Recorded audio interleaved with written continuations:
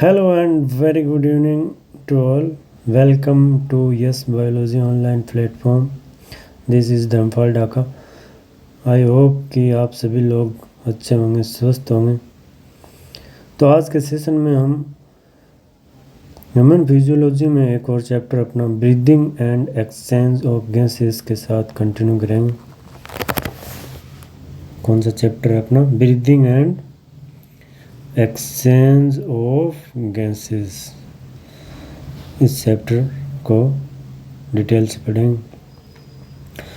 तो सबसे पहले दो टर्म आ रहे हैं इसमें, ब्रीदिंग और एक्सचेंज ऑफ गैसेस.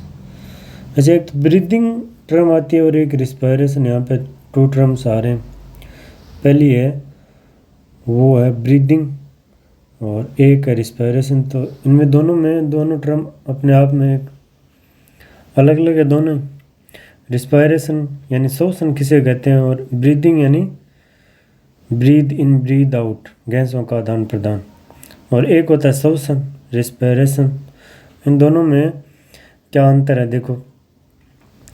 तो रेस्पिरेशन जो है वो प्रत्येक कोशिका में होता है, अपने शरीर की प्रत्येक कोशिका में होता है. और एरोबिक और एनारोबिक रेस्पिरेशन दो प्रकार से हो सकता है, जैसे ऑक्सीजन की उपस्थिति में और ऑक्सीजन की अनुपस्थिति में. ऑक्सीजन अगर कोशिका में पहुंच रही है और कोशिका में ग्लूकोज होता है पहले से होता है. ग्लूकोज का ऑक्सीडेशन होगा जिससे अपनी जो बायोलॉजिकल वर्क है उसके लिए ऊर्जा मिलती है, एनर्जी मिलती है भोजन के ऑक्सीडेशन से. तो भोजन का ऑक्सीडेशन हो रहा है वो तो कहलाता है रिस्पायरेशन. और एक टर्म आ रही है ब्रीदिंग. तो ब्रीदिंग है वो जनरली ब्रीदिंग किसको बोलते हैं, जैसे ऑक्सीजन हम सांस के साथ अंदर लेते हैं और फेफड़ों से CO2 बाहर रिलीज करते हैं. तो ब्रीदिंग केवल फेफड़ों तक ही सीमित है. ब्रीदिंग में किसी प्रकार की एनर्जी का फॉर्मेशन नहीं होता. ब्रीदिंग में केवल गैसों का आदान प्रदान, एक्सचेंज ऑफ गैसेस होता है. केवल ऑक्सीजन एवं CO2 का एक्सचेंज होता है ब्रीदिंग में. लेकिन रेस्पिरेशन में जो न्यूट्रिएंट है, जो अपन ने भोजन के साथ जो न्यूट्रिएंट लिए हैं उनका ऑक्सीडेशन होता है रेस्पिरेशन में. Respiration is the oxidation of nutrients in the living cell to release energy for biological work. यानी रेस्पिरेशन किसे कहेंगे कि रेस्पिरेशन में ऑक्सीडेशन होगा न्यूट्रिएंट्स का. जो हम भोजन के साथ खाद्य पदार्थ खाते हैं, प्रोटीन, कार्बोहाइड्रेट, लिपिड, है ना, वो न्यूट्रिएंट्स हो गए अपने. उनका ऑक्सीडेशन होगा किस में? लिविंग सेल में. किसके लिए? एनर्जी के फॉर्मेशन के लिए. और एनर्जी किसके काम आएगी? बायोलॉजिकल जो वर्क अपने उन वर्क के में वो एनर्जी काम आएगी. उसके बाद है ब्रीदिंग. तो ब्रीदिंग किसको कहेंगे? Is the exchange of O2 from the atmosphere with CO2 produced by the cell. जो रेस्पिरेशन में ऑक्सीजन तो काम में आती है और फॉर्मेशन किसका होता है? फॉर्मेशन होता है CO2 का.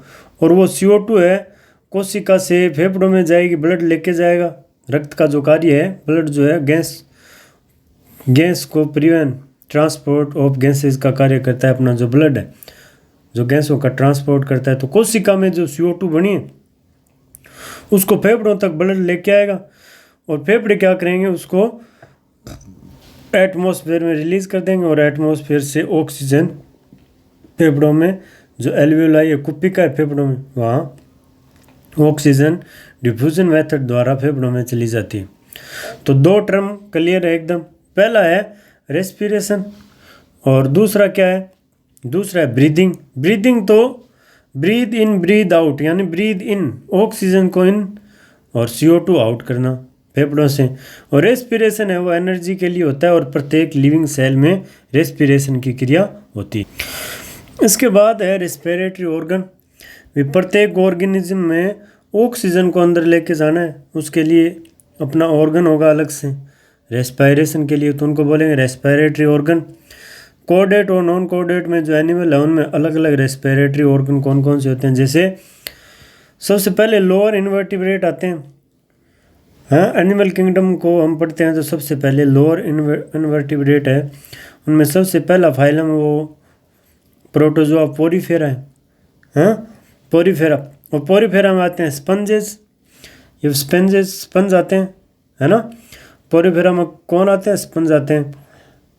और स्पंज में जो रेस्पिरेटरी ऑर्गन होता है वो होता है जनरल बॉडी सरफेस से, ये जो इसकी जनरल बॉडी सरफेस है बाहर की तरफ, उसी से एक्सचेंज ऑफ गैसेस हो जाता है, यानी गैसों का आदान प्रदान सामान्य जनरल बॉडी सरफेस, सामान्य शरीर की जो त्वचा है, हाँ, सतह, उसी से गैसों का आदान प्रदान हो जाता है बॉडी सरफेस सतह से। तो यहीं से ऑक्सीजन अंदर चली जाती है और इस जनरल बॉडी सरफेस से CO2 बाहर आ जाती है। इनमें कोई अलग से रेस्पिरेटरी ऑर्गन नहीं होता लोअर इनवर्टिब्रेट में।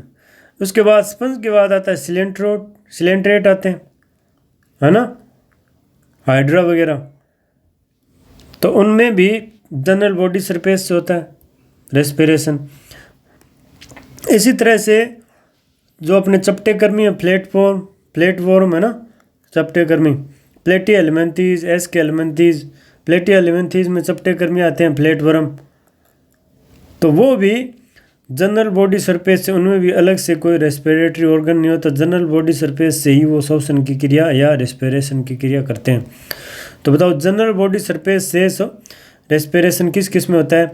स्पंज में, सिलेंट्रेट में और प्लेटवर्म में। उसके बाद है स्किन एवं मोइस्ट क्यूटिकल, जिसको कहते हैं क्यूटेनियस रेस्पिरेशन, वो किस में होता है? स्किन द्वारा या नम त्वचा द्वारा, मोइस्ट क्यूटिकल, इसे क्यूटेनियस रेस्पिरेशन भी कहते हैं, जो स्किन से श्वसन करते हैं, रेस्पिरेशन की क्रिया करते हैं स्किन से, उस प्रकार के रेस्पिरेशन को क्यूटेनियस रेस्पिरेशन कहते हैं। और इसका एग्जांपल है अर्थवर्म, जो अपना कैंचुआ, इस कैंचुए में जो बाहर की तरफ जो त्वचा पाई जाती है वो नम होती है। इसी प्रकार एम्फीबियन, जो अपना मेंढक है, वो भी, तो मेंढक में भी जो त्वचा पाई जाती है वो नम त्वचा होती है, मॉइस्ट होती है ना। स्किन से ही शोषण करता है मेंढक, जो है स्किन से करता है, फेफड़ों से भी करता है और बक्कल कैविटी से भी शोषण करता है। लेकिन स्किन से, यहाँ पे स्किन से शोषण के एग्जाम्पल में हम पढ़ेंगे अर्थवर्म, कैंचुआ, लीच और एम्फीबियन यानी फ्रॉग है, वो स्किन से शोषण करता है। इसके बाद है ट्रेकियल ट्यूब द्वारा रेस्पिरेशन किस में होता है? नलिकाओं का जाल पाया जाता है, वो पाया जाता है इंसेक्ट में। जो कीट होते हैं उनमें ट्रेकियल ट्यूब नेटवर्क पाया जाता है, उसके द्वारा वो रेस्पिरेशन की क्रिया करते हैं। तो एग्जाम्पल में सबसे पहले इंसेक्ट आ गए, कॉकरोच भी, वो भी इंसेक्ट में आता है, उनमें भी ट्रेकियल ट्यूब नेटवर्क पाया जाता है। उसके बाद सेंटीपीड, मिलीपीड, स्पाइडर यानी मकड़ी में भी किसके द्वारा शोषण होता है? ट्रेकियल ट्यूब नेटवर्क द्वारा शोषण होता है। तो ट्रेकियल ट्यूब नेटवर्क द्वारा इंसेक्ट में, सेंटीपीड, मिलीपीड और स्पाइडर में शोषण हो गया। उससे पहले वाला हमने पढ़ा स्किन एवं मोइस्ट क्यूटिकल द्वारा शोषण किस में होता है? तो उसमें आया था फ्रॉग, अर्थवर्म, है ना, और फ्लैटवर्म यानी चपटे कर्मी, उनमें स्किन द्वारा शोषण हुआ। उससे पहले हमने पढ़ा कि जनरल बॉडी सरफेस द्वारा रेस्पिरेशन किस में होता है? तो वो लोअर इनवर्टिब्रेट जो थे, स्पंज यानी पोरीफेरा, सिलेंट्रेट, उनमें जनरल बॉडी सरफेस द्वारा शोषण होता है। इसके बाद गिल्स द्वारा रेस्पिरेशन किस में होता है? गिल्स द्वारा जो रेस्पिरेशन की क्रिया होती है उसको बोलते हैं ब्रेंकियल रेस्पिरेशन। गिल्स द्वारा होने वाला रेस्पिरेशन कहलाता है ब्रेंकियल रेस्पिरेशन, और वो होता है, एग्जाम्पल हो गए फिशेज में, और जो मेंढक का जो लार्वा है वो कहलाता है टेडपोल।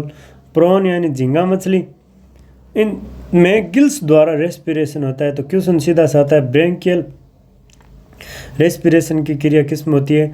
टेडपोल में होती है, फिशेज यानी मछलियों में होती है, और प्रॉन जो झींगा मछली है, फॉल्स फिशेज है, ट्रू फिशेज नहीं है प्रॉन। तो प्रॉन में भी गिल्स पाए जाते हैं, ये गिल्स दिख रहे हैं सामने, गिल्स द्वारा रेस्पिरेशन की क्रिया, ये जो है इसकी TS है गिल्स की, ये मेंढक का टेडपोल हो गया, और प्रॉन और झींगा मछली जो है उसमें भी गिल्स द्वारा रेस्पिरेशन यानी ब्रैंकियल रेस्पिरेशन की क्रिया होती है। नेक्स्ट जो रेस्पिरेटरी ऑर्गन है वो अपना है लंग्स। नेक्स्ट कौन सा है? लंग्स। और लंग्स द्वारा रेस्पिरेशन कहलाता है पल्मोनरी रेस्पिरेशन। लंग्स द्वारा होने वाला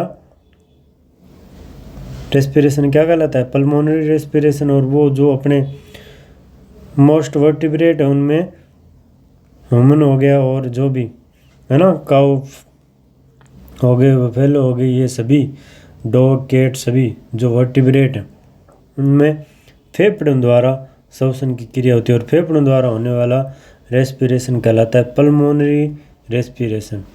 फेफड़ों द्वारा होने वाला रेस्पिरेशन कहलाता है पल्मोनरी रेस्पिरेशन। और एग्जांपल हो गए मोस्ट ऑफ वर्टिब्रेट। फेफड़े कहाँ से स्थित होते हैं?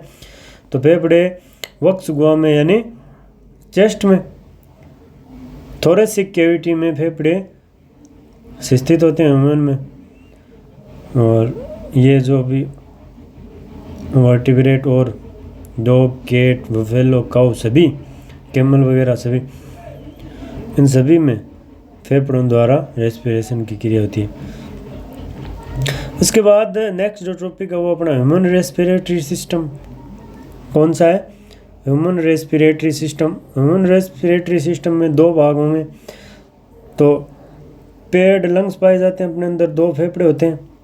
पेड यानी एक जोड़ी लंग्स।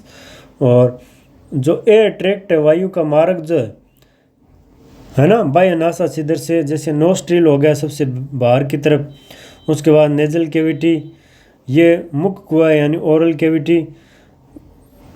और उसके बाद फूड एयर का जो कॉमन मार्ग है, कॉमन पाथ है, वो होता है फेरिंग्स। इससे नीचे की तरफ चलते हैं तो साउंड बॉक्स आता है जिसको लैरिंग्स कहते हैं। और लैरिंग्स ओपन होता है ट्रेकिया में। और ट्रेकिया है वो दोनों फेफड़ों में राइट लेफ्ट साइड में। प्राइमरी ब्रोंकाई में डिवाइड हो जाता है। प्राइमरी ब्रोंकाई है वो फेफड़ों में इंटर होती है। और उसके बाद ये इधर राइट लंग्स और इधर लेफ्ट लंग। और फेफड़ों के चारों तरफ ये रिब्स पाई जाती है। और फेफड़ों के ऊपर जो कवरिंग है उसको बोलते हैं प्लूरा। और फेफड़ों के नीचे डायफ्राम पाया जाता है, डोम शेप होता है। तो ह्यूमन रेस्पिरेटरी सिस्टम में 2 पार्ट में डिवाइड किया। उसको सबसे पहला पार्ट है वो है एयर ट्रैक्ट यानी वायु का मार्ग। और पेड लंग्स पाए जाते हैं, एक जोड़ी जो है अपने अंदर फेफड़े पाए जाते हैं। तो ह्यूमन रेस्पिरेटरी सिस्टम में 2 भागों में बांट के हम आगे पढ़ रहे हैं इसको। सबसे पहले दो वायु का मार्ग जो है एयर पैसेज है ना, एयर ट्रैक्ट वायु का मार्ग कैसा होगा देखो। तो वायु मार्ग में सबसे पहले आता है कंडक्टिंग जोन यानी कंडक्टिंग पार्ट, यानी वायु को फेफड़ों तक लेके जाने वाला जो मार्ग है उसको 2 भागों में डिवाइड कर दिया है। पहला भाग जो है वो है कंडक्टिंग पार्ट यानी संचरणीय पथ। कंडक्टिंग पार्ट यानी वायु को फेफड़ों तक लेकर जाने वाला जो श्वसन का भाग है वो है कंडक्टिंग पार्ट। इसमें क्या क्या आएगा देखो। It transport atmospheric air into the alveoli, यानी वायु में जो ऑक्सीजन है, वायुमंडल में जो वायु है उसको फेफड़ों तक लेके जाने का कार्य करता है conducting part. It clear air from foreign particle. अच्छा, वायु में धूल मिट्टी के कण होते हैं, सूक्ष्म जीव होते हैं, उनको छानने का कार्य करता है। छानने का कार्य मतलब अपने जो नेजल है ना, वह नासा छिद्र है अपने अंदर 2। और उसके बाद है वो नेजल कैविटी आती है। और नेजल कैविटी में जो है बाल पाए जाते हैं, हेयर होते हैं। और यहाँ पे म्यूकस ग्लैंड भी पाई जाती है नासा छिद्र में, जो है ना। तो क्या क्या पाए जाते हैं? सबसे पहले तो नेजल पैसेज में, नेजल जो मार्ग है नाक का अंदर का, उसके अंदर बाल पाए जाते हैं, हेयर होते हैं और म्यूकस ग्लैंड भी होती है।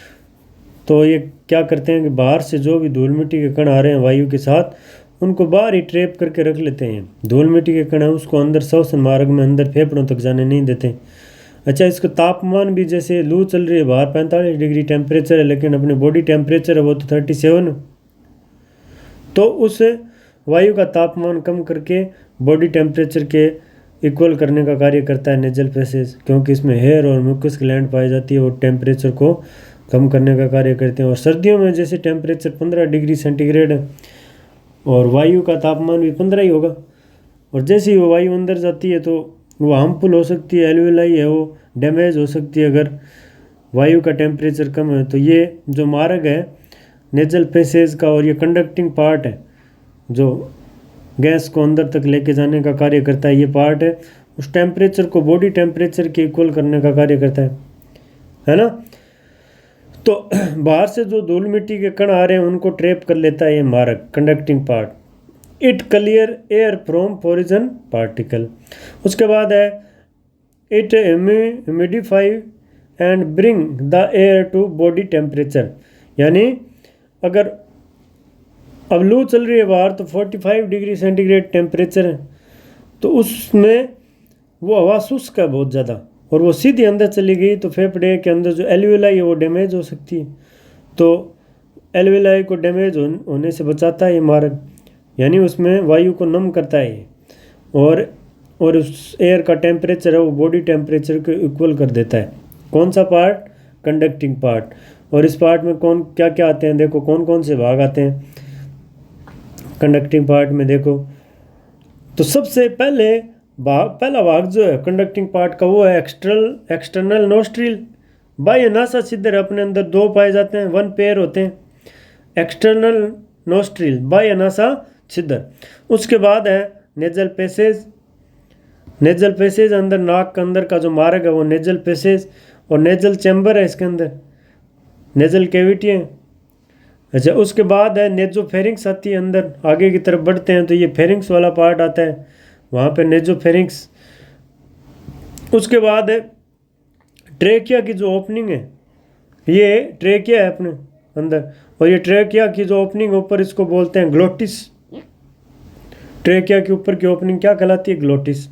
और ग्लोटिस है वो अंदर खुलता है लेरिंग्स में, है ना। लेरिंग्स हो गया। इसके बाद जो ट्रेकिया है, लेरिंग्स किस में खुलता है? ट्रेकिया में ओपन होता है। ट्रेकिया आगे जाके जैसे ये डायग्राम में देखते हैं अपन, एक्सटर्नल नोस्ट्रिल हो गया सबसे पहला पार्ट, एक्सटर्नल नोस्ट्रिल। उसके बाद नेजल फेसेस, उसके बाद नेजल चैम्बर, नेजोफेरिंक्स आ गई, फेरिंक्स वाला पार्ट आ गया। इसके बाद जो लेरिंग्स है उसकी ओपनिंग, ऊपर जो ओपनिंग है उसको बोलते हैं ग्लोटिस। अच्छा, ग्लोटिस ओपन होता है लेरिंग्स में, लेरिंग्स ओपन होता है आगे चल के ये ट्रेकिया में। इस डायग्राम में ये ट्रेकिया दिख रही है अपने, तो लेरिंग्स किस में ओपन हो रहा है? ट्रेकिया में। और ये ट्रेकिया है, ये ट्रेकिया यहाँ पे ये देखो, ये ट्रेकिया आगे जाके ओपन हो रही है लंग्स में, यानी फेफड़ों में ओपन हो रही है। ट्रेकिया दो भागों में बंट रही है, प्राइमरी ब्रोंकाई और दोनों तरफ है ये प्राइमरी ब्रोंकाई है। प्राइमरी ब्रोंकाई आगे जाके और नेक्स्ट डिवाइड होती है आगे और फेफड़ों में, तो प्राइमरी ब्रोंकाई आगे सेकेंडरी ब्रोंकाई में। सेकेंडरी ब्रोंकाई ये भी आगे जाके और आगे से आगे ऐसे डिवाइड होती जा रही है, जाल बन रहा है, ट्री नुमा संरचना स्ट्रक्चर बन रही है। तो सेकेंडरी ब्रोंकाई आगे जाके नेक्स्ट जो है टर्सरी ब्रोंकाई में डिवाइड हो रही है। उसके बाद ब्रोंक्यूल्स वाला पार्ट आता है, फिर लास्ट पार्ट है वो टर्मिनल, यानी अंतिम सिरे पर जो ब्रोंकाई है उसको बोल देंगे टर्मिनल ब्रोंक्यूल्स। और जो ईच टर्मिनल ब्रोंक्यूल है ना, ये लास्ट में, each terminal bronchiole give rise to many thin and vascularised alveoli.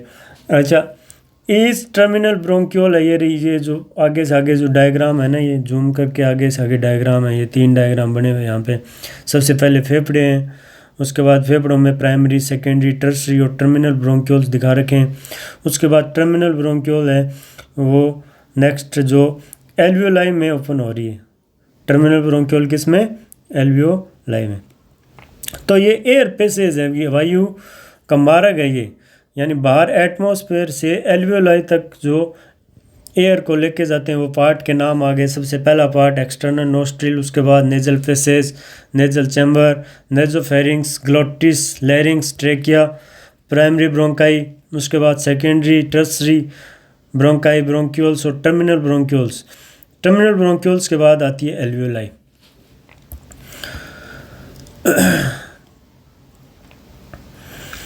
तो सबसे पहला भाग था वो एक्सटर्नल नोस्ट्रिल था, नेजल फेसेस, नेजल चैम्बर, उसके बाद नेजोफेरिंग्स, और उसके बाद साउंड बॉक्स आता है जिसको कहते हैं लेरिंग्स, जो ध्वनि उत्पन्न करने का कार्य करता है उसको कहते हैं साउंड बॉक्स। अपने गले में जो ध्वनि उत्पन्न करता है वॉइस बॉक्स, जिसको क्या कहते हैं लेरिंग्स।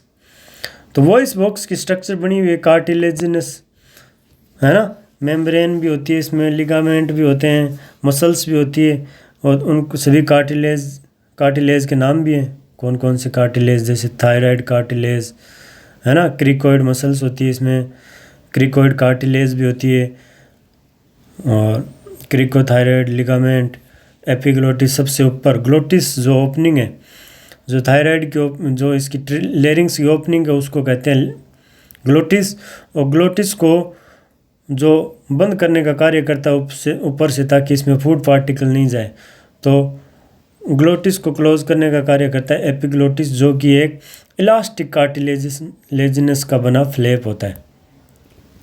आयोड बोन भी होती है यहाँ पे। तो लेरिंग्स पढ़ते हैं। लेरिंग्स में क्या है, लेरिंग्स को कहते हैं साउंड बॉक्स भी कहते हैं। इज ए कार्टिलेजिनस बॉक्स है which help in sound production during a स्वेलविंग। Glottis is, है ना, जब हम भोजन को निगलते हैं तब बोल रहे हैं भोजन को निगलते समय glottis is closed by epiglottis.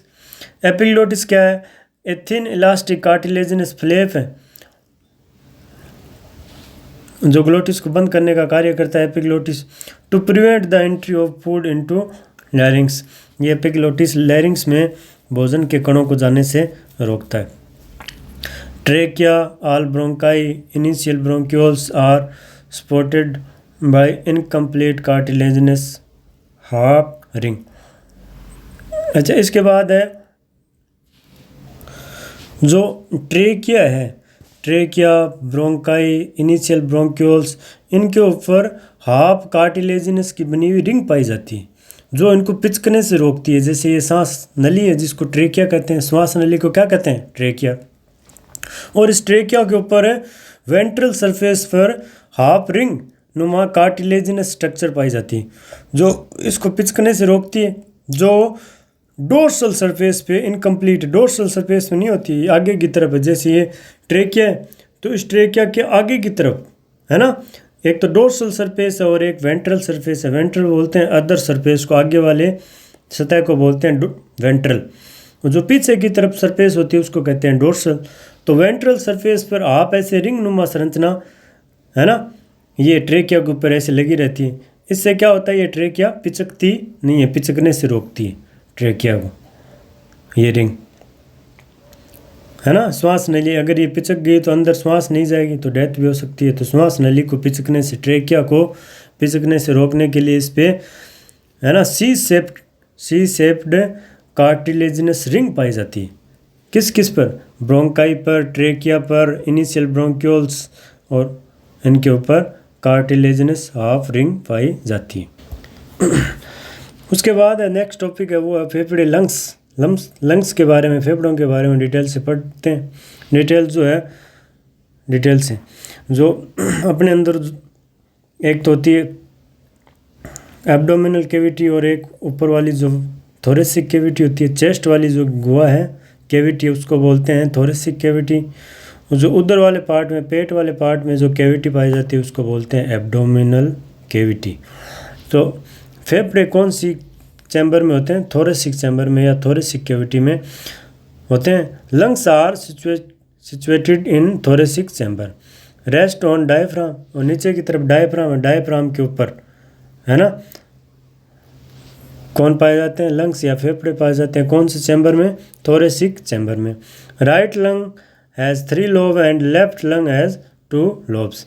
अच्छा, फेफड़े जो दाईं तरफ फेफड़ा है, राइट लंग्स जो है उसमें कितने लोब पाए जाते हैं, 3 लोब होते हैं। 3 लोब में डिवाइड रहता है, ये फर्स्ट, ये सेकंड और ये थर्ड। और जो लेफ्ट साइड में जो लंग्स हैं उसमें कितने लोब होते हैं, उसमें केवल 2 ही लोब होते हैं। Right lungs has 3 lobe and left lung has 2 lobe. Each lung is covered by double layer pleura, outer parietal pleura और इनर क्या होता है विसरल प्लूरा। अच्छा, फेफड़ों के ऊपर लंग्स के ऊपर जो कवरिंग पाई जाती है उनको कहते हैं प्लूरा, है ना। और प्लूरा दो भागों में बटा है, सबसे बाहर की तरफ होता है उसको बोलते हैं आउटर प्लूरा, और जो फेफड़ों के कांटेक्ट में होता है उसको बोलते हैं विसरल प्लूरा। और इन दोनों प्लूरल मेम्ब्रेन के बीच में फ्लूइड पाया जाता है जिसको प्लूरल फ्लूइड कहते हैं।